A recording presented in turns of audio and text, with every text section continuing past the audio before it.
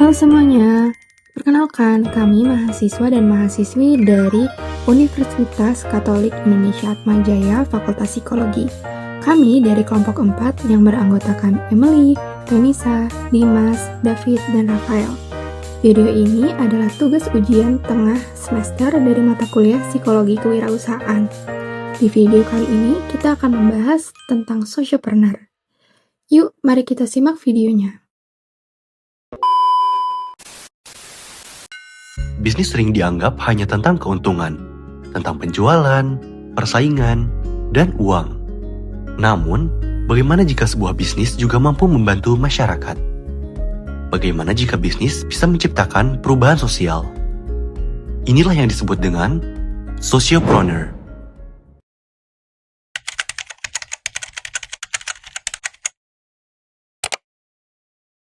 Sociopreneur adalah bentuk kewirausahaan yang tidak hanya berfokus pada keuntungan, tetapi juga menciptakan dampak sosial bagi masyarakat. Berbeda dengan bisnis biasa yang berorientasi pada profit, sociopreneur menggabungkan tujuan ekonomi dan tujuan sosial. Artinya, bisnis dijalankan bukan hanya untuk menghasilkan uang, tetapi juga untuk membantu menyelesaikan masalah di lingkungan masyarakat. Saat ini, Indonesia masih menghadapi berbagai tantangan sosial, mulai dari pengangguran usia muda, peningkatan sampah plastik, hingga ketimpangan ekonomi di berbagai daerah. Masalah tersebut menunjukkan bahwa masyarakat membutuhkan solusi yang tidak hanya berasal dari pemerintah, tetapi juga berasal dari inovasi bisnis yang berdampak sosial. Kita hidup di dunia yang penuh masalah, mulai dari sampah, ketidaksetaraan, serta kurangnya kesempatan. Dan seringkali, orang berpikir itu bukan urusan mereka.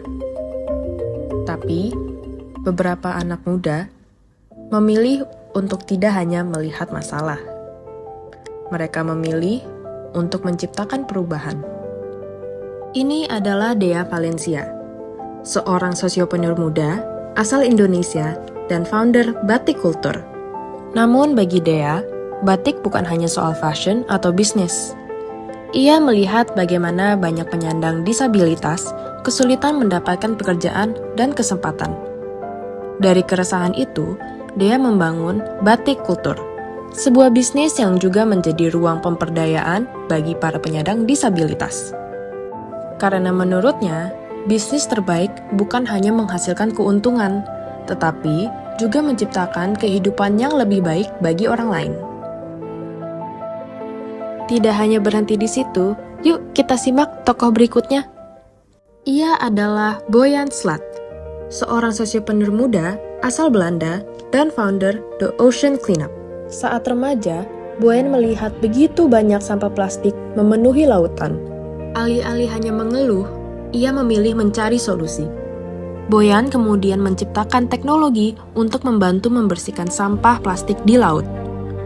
Lewat inovasinya, ia membuktikan bahwa satu ide dari anak muda bisa membawa dampak bagi dunia.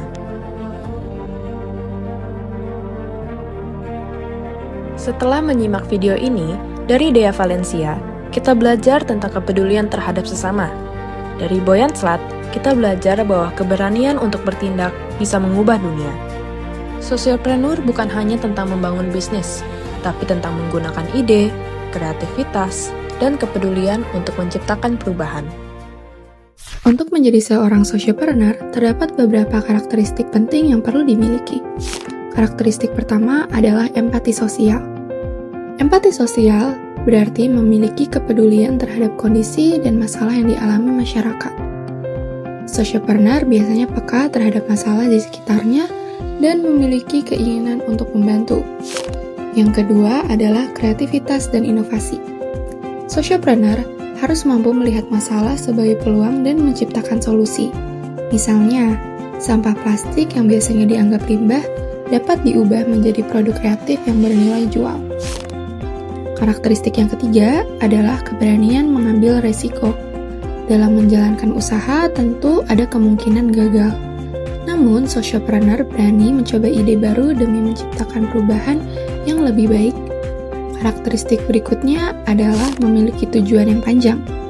Sociopreneur tidak hanya fokus pada keuntungan cepat, tetapi lebih memikirkan dampak yang dirasakan masyarakat dalam jangka panjang. Karena itu, bisnis sociopreneur biasanya lebih berorientasi pada keberlanjutan. Karakter-karakter tersebut penting karena menjalankan bisnis sosial membutuhkan komitmen, konsistensi, dan kepedulian yang tinggi. Lalu, bagaimana cara memulai sociopreneur? Ada beberapa langkah sederhana yang bisa dilakukan. Langkah pertama adalah mengidentifikasi masalah sosial. Coba perhatikan masalah yang sering terjadi di sekitaran kita. Contohnya seperti sampah plastik, pengangguran pemuda, atau produk lokal yang masih kurang dihargai. Langkah kedua adalah menemukan solusi bisnis. Misalnya, membuat produk dari bahan daur ulang, atau membuka usaha yang memberikan pelatihan kerja bagi anak muda yang belum memiliki pekerjaan. Langkah ketiga adalah membuat model bisnis. Dalam tahapan ini, kita perlu memikirkan beberapa pertanyaan penting. Misalnya, siapa target pasar kita, bagaimana cara menjual produk, dan bagaimana bisnis tersebut dapat memberikan dampak sosial. Langkah berikutnya adalah mengukur dampak sosial. Ini penting agar kita tahu apakah bisnis yang dijalankan benar-benar membantu masyarakat. Contoh indikatornya seperti berapa banyak orang yang diberdayakan, berapa jumlah sampah yang berhasil didaur ulang, atau apakah pendapatan masyarakat meningkat. Nah, dengan langkah-langkah tersebut, sociopreneur dapat dimulai bahkan dari hal kecil dan sederhana. Yang paling penting adalah adanya niat untuk menciptakan perubahan positif. Setelah paparan materi sebelumnya, sekarang coba kalian pikirkan beberapa pertanyaan berikut. Masalah sosial apa yang paling sering kalian lihat di sekitar kalian? Jika kalian membuat bisnis, masalah apa yang ingin kalian selesaikan? Dan yang terakhir, menurut kalian, apakah bisnis harus selalu fokus pada keuntungan?